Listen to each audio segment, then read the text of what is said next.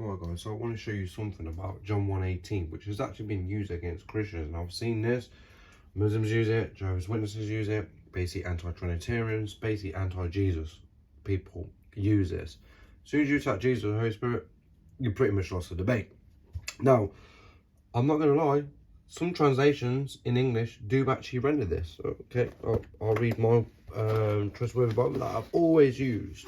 But in the context, I get it, yeah? But let's just, for instance, let's just cherry pick and just take a little verse out, yeah? Look at this, in English, yeah? No one has ever seen God, but the only begotten Son, who is at the Father's side, has made him known. You'll read that and you'll be like, wait there, no one's ever seen God, but Jesus has seen God, the only begotten Son. So only Jesus has seen God, has made him known. Now I get that, and I'm like, well, yeah, he's made him known, as in God has been known to mankind many times. Who walked with Adam in the cool of the day? God. That was actually Jesus, pre-incarnation, yeah?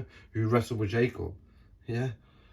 Who walked with Moses, who spoke with Moses, who ate with Abraham, who stood next to Abraham when they fired brimstone and fire from heaven. That was Jesus, yeah?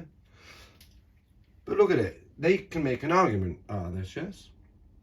And that translation, I like, it's good. I've always seen his here, so I get it, yeah? Let me do now, I have to be upset with the King James version, and I do stand on my King James. But look at this. No man hath seen God at any time, the only begotten Son, which is in the bosom of the Father, he hath declared him. That's actually not a bad translation, yeah? The bosom part, yeah? The bosom of the Father. Now, what's weird and ironic, like if he was a Jehovah's Witness, I'm using a Jehovah's Witness Bible now, yeah? Check what they did, and they actually nearly hit the nail on the head with this. Look at their translation. No man has seen God at any time. The only begotten God, who is at the Father's side. Wait, that's two people now. Is the one who has explained him. This is in the Jehovah's Witness Bible, by the way, who attacked Jesus' divinity. Or what do they do with the God bit? The only begotten God. I mean, they call that only begotten is actually God. They give him a small g and not the capital G. They did that in John 1:1 as well. They do it all the time. Every time where Jesus is blatantly God, they try to downplay it and do little small g's here and there. It's weird. But, I mean, they've got two different gods here.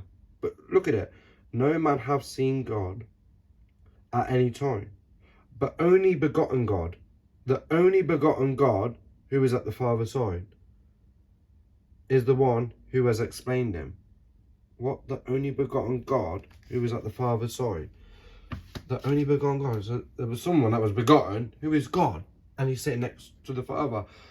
Their Greek lineage is actually quite good, and if you do check the Greek, and by the way, number one, I would do this. Go to the Bible and check all translations. Some of them are just straight out, and they say, no one has ever seen God, the only Son, God reveals him. Yeah, pretty much like that. Yeah, so there's no getting around it. Let's go to the Greek. Okay, now if you check the Greek out, this is pretty much what it says. God, no one has seen ever yet. Only begotten God, so this God is begotten, the being in the bosom of the Father, he has made known. Yeah. Nice. Well, that's not even a translation. That's straight from the Greek. Yeah. If you actually go to the Greek linear, you can really work out how it pretty much says Jesus is God, who is face to face with God the Father, an absolute replica of him, and he makes him known. As I said, people seen God in the Old Testament. So then people that say, oh, no one's ever seen God, Well, you have a problem in the Old Testament because there was many passages where people seen God. Yeah, people even admitted that they seen God and was scared and was like, I've just now seen God, I'm gonna die, but they never did. You know, people like Jacob and stuff. Yeah, it's amazing. Yeah. Now, there's a Greek word, very rich. This one, only begotten. There's a thing called mogenes. So, if you want to learn a bit of Greek and just catch people out, because you'll have people that say, I know the Greek, I know the Greek. Well, okay, what's the Greek here when it says only begotten? Monogenes. Okay, what does a monogenes mean? It pretty much means one of a kind. So this, I'm going to say this theos, logos, this logos, the word, which is theos, which in Greek, you know what theos is? A god. Yeah. Theon is God and theos is God. Yeah. They're both Greek terms to be used as God. Now, monogenes here is the logos in the context. If we take John 1 all the way down to John 1:18, the logos, which is theos, God, is one of a kind in the context of the Father. It's one of a kind of the Father. It also, monogenes, is not just one of a kind, it's also a specific relationship. There's a relationship there. Don't believe me? Go and check out monogenes in Greek, blah, blah, blah.